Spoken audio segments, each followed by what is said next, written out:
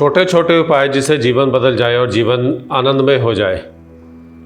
मैं परमिंदर सिंह त्रेहन स्वागत करता हूँ YouTube चैनल परमिंदर एस्ट्रो ज्ञान पर और आशा करता हूँ आप लोग सब अपने घरों में ठीक ठाक होंगे, स्वस्थ होंगे, धन धान्य से भरपूर होंगे और सुखी होंगे। विवाह का उद्देश्य पति पत्नी का सुख ही नहीं अपितु वंश वृद्धि का होता है। आज के युग में एक आम सी समस्या हो रही है कि दंपतियों को संतान प्राप्ति के लिए प्रयास करने पड़ते हैं और कई बारी तो काफ़ी प्रयास करने के पश्चात भी संतान प्राप्ति में बाधा आती है। कुछ दंपति संतान प्राप्ति के इच्छुक हैं, काफ़ी प्रयास किए जा चुके हैं लेकिन संतान की प्राप्ति नहीं हो रही। सारे टेस्ट हो चुके हैं, medically both are totally fit, उन्हें कोई समस्या नहीं है। स्त्री के भी पैरामीटर्स और पुरुष के भी पैरामीटर जो कि संतान प्राप्ति के लिए चाहिए वो दोनों पैरामीटर्स उनके बिल्कुल सही हैं, परंतु फिर भी संतान की प्राप्ति नहीं हो रही। दुनिया भर के डॉक्टरों के पास घूम चुके हैं, कई प्रकार के टेस्ट करा चुके हैं, सब कुछ ठीक ठाक आता है, संतान की प्राप्ति नहीं हो रही। डॉक्टर भी हैरान है कि ऐसा क्या हो सकता है। इतना बड़ा विज्ञान है, सारे टेस्ट सब सही बता रहा है, परंतु फिर भी इस दंपति को ऐसी दिक्कत क्यों आ रही है। वो दंपति डॉक्टरों के पास, चिकित्सकों के पास घूम घूम के परेशान हो चुका है, पैसा भी पानी की तरह बह चुका है, परंतु फिर भी जो परिणाम है वो ज़ीरो है। रिज़ल्ट इज़ टोटली नील, उसे कोई रिज़ल्ट नहीं मिला। ऐसे समय में जब परेशानी अधिक बढ़ जाती है तो डॉक्टर से पूछते हैं, चिकित्सक से पूछते हैं, is there any other alternative method so that we may become mother and father. जब डॉक्टरों से ये बात पूछी जाती है तो डॉक्टर उन्हें सुझाव देता है कि आप IVF, टेस्ट ट्यूब बेबी, कुछ और भी ऐसे तरीके होते होंगे जो आज के विज्ञान ने खोज निकाले हैं जिनसे कि संतान की प्राप्ति हो सके। वो दंपति इन नई तकनीक के द्वारा भी प्रयास करने के लिए तैयार है कि शायद इसी से ही कोई बात बन जाए, परंतु कुछ दंपति के केस में this modern science gets failed. आज का उन्नत विज्ञान फेल हो जाया करता है। ऐसे में ये दंपति सब तरफ से परेशान हो चुके हैं, अब वो क्या करें। सबसे पहले ये दंपति किसी विद्वान ज्योतिर्विद से अपनी कुंडली का विश्लेषण करवाएं। जब इनकी कुंडली का विश्लेषण किया जाएगा तो उसे पाया जाएगा स्त्री या पुरुष अथवा दोनों की कुंडली में चंद्रदेव कुंडली के द्वितीय भाव में विराजमान है। द्वितीय भाव में चंद्रदेव का होना कोई दोष नहीं है, परंतु चंद्र भाव के द्वितीय भाव में विराजमान होने से उस व्यक्ति के घर में कुछ ऐसा सामान पड़ा होगा, वो कुछ ऐसे काम करता होगा, कुछ ऐसी पूजा साधना इत्यादि करता होगा जो कि संतान प्राप्ति में बाधक हो सकती हैं।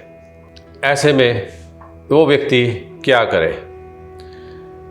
सबसे पहले उसे किसी विद्वान ज्योतिर्विद के पास अपनी कुंडली को विश्लेषण के लिए लेकर जाना चाहिए। अब कुंडली के विश्लेषण में पाया जाएगा कि चंद्रदेव द्वितीय भाव में विराजमान है। अब इस दंपति से पूछा जाए कि आपके घर में शंख, सीपी, डमरू, रुद्राक्ष, शिवलिंग, घंटी, मूर्तियाँ, भगवान की मूर्तियाँ इत्यादि या इससे मिलता जुलता कुछ और सामान पड़ा है जिसका आप उपयोग करते हैं। वो दंपति बड़ी खुशी से और बड़े गर्व से बताएगा, जी हमने जी बाबा जी का दरबार घर में बना रखा है जिसमें अखंड ज्योत जलती है, रोज 2 समय आरती होती है, उसमें घंटी भी बजाई जाती है, त्रिशूल भी बाबा जी को हमने लगा रखा है, उसमें डमरू भी है और रुद्राक्ष की माला भी बाबा जी के गले में डाली हुई है। अब ये सारे जो है साइन, चंद्रदेव दूसरे भाव में विराजमान है और ये सब चीज़ें संतान उत्पत्ति में बाधा कर रही हैं। यदि ऐसे व्यक्ति को समझाया जाए कि ये चीज़ें घर में रखना उचित नहीं है, जो चीज़ जहाँ पर की जाए वहीं अच्छी रहती है, घर में तुमने बाबा जी का दरबार बना रखा है तो मंदिर कौन जाएगा? पूजा अर्चना करने के लिए मंदिर जाइए। परंतु वो लोग शायद उस ज्योतिर्विद की बात को ना समझ पाएँ और वो इन चीज़ों को घर से दूर करने के लिए राज़ी ना हो, परंतु फिर भी ज्योतिर्विद उनको सुझाव दे देगा कि आप इन चीज़ों को घर से हटाएं, घर में मंदिर ना बनाएं, घर में जोत ना जलाएं और घर में घंटी ना बजाएं, क्योंकि लाल किताब बताती है कि जिस घर में घंटी बजेगी उस घर में लावल्दी का घंटा बजेगा। यानी कि इसका अर्थ ये है कि जिस घर में घंटी बजेगी उस घर में औलाद का सुख नहीं मिलेगा। लेकिन ये बात सुनकर कौन कितना राजी होता है ये अलग विषय है। अब इस दंपत्ति को क्या करना चाहिए? घर से दरबार हटाए, घर से मंदिर हटाए, घर में जोत ना जलाए, त्रिशूल, सिपी, डमरू, शंख, मूर्तियाँ, शिवलिंग इत्यादि को किसी धर्म स्थान पर रख दे या किसी अन्य को दे दे और घर में किसी तरह का संगीत वाद्य, तबला, ढोलक, सितार, सारंगी इत्यादि ऐसे व्यक्ति को अपने घर में नहीं बजानी चाहिए। यदि वो बजाएगा तो संतान प्राप्ति के सुखों में कमी आने लग जाएगी।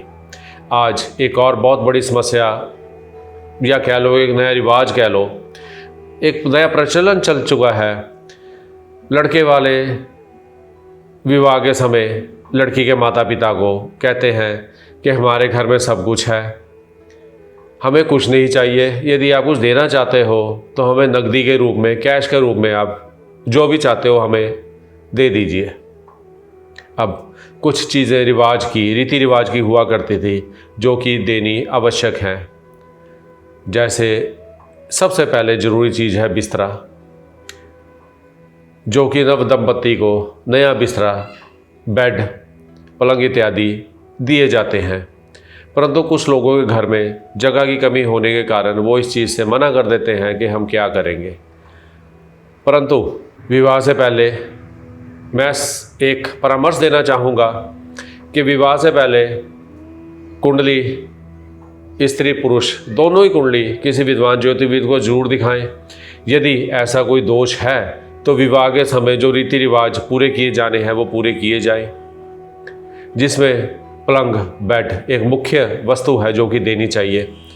वो विवाह के समय नव दंपत्ति को दी जाए और नव दंपत्ति विवाहित जीवन का सुख उस बिस्तर पर भोगे जो कि संतान प्राप्ति में भी सहायक होगा। इसके अलावा कुछ और वस्तुएं हैं जो कि कुंडली का विश्लेषण करने के बाद पता लग पाएगा कि क्या देना चाहिए और क्या नहीं देना चाहिए। यदि ऐसा किया जाए तो निश्चित ही ऐसे दंपत्ति को संतान की प्राप्ति होगी और उसे संतान प्राप्ति के लिए अधिक प्रयास नहीं करने पड़ेंगे। छोटे छोटे उपाय जिससे जीवन बदल जाए और जीवन आनंदमय हो जाए, ऐसे और नए नए उपाय लेकर आपके लिए मैं हाजिर होता रहूँगा यूट्यूब चैनल परमिंदर एस्ट्रो ज्ञान पर। मेरे इस चैनल को सब्सक्राइब करें, वीडियोस को लाइक करें, इन्हें शेयर करें अपने दोस्तों में, अपने ग्रुप्स में, अदर सोशल मीडियाज़ पे भी इन्हें शेयर करें ताकि ज्योतिष के इस महाविज्ञान के ज्ञान का लाभ अधिक से अधिक लोग उठा सकें और जो भ्रांतियां हैं ज्योतिष के बारे में लोगों की दूर हो सके। आने वाली वीडियो तक के लिए आप सबको मेरा नमस्कार।